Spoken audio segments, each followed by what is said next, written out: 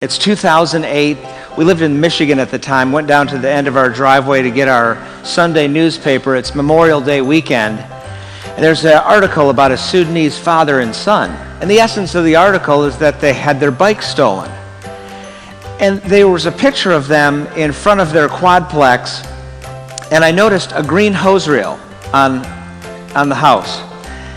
And I brought the article into our family, and some of you are married to people who are opposite of you, like me. And so my wife had the whole day planned out, right? It's Sunday, it's the beginning of summer. In Michigan, you get this short window, so you want to enjoy it. And I come in and say, but there's a problem. We should do something. But I learned something. I pulled the kids in on it, so it wasn't just going to be me. And I said, what should we do?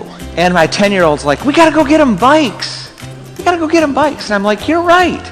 Let's do that. So we scrapped our plans. We loaded up the minivan at the time, went to Costco and put in 2 bikes. So we have a 10-year-old, 7-year-old, and a little over 2-year-old at the time.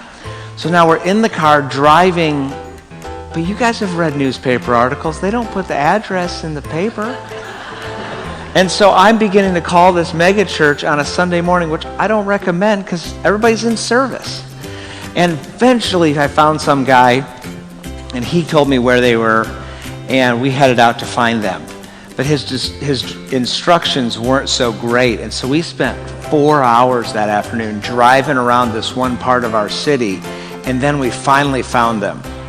And this is after Cheerios are all over the back seat. We're about fumigated from the rubber tire thing going on in a confined space.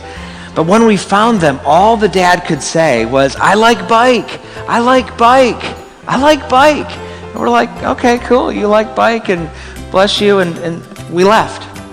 On that ride home, my wife said, I thought there would be hundreds and hundreds of bikes at their house, because it went to, thousands and thousands of people. We realized at that moment that the Lord had given us an assignment, something that in fact has now changed the trajectory of our lives.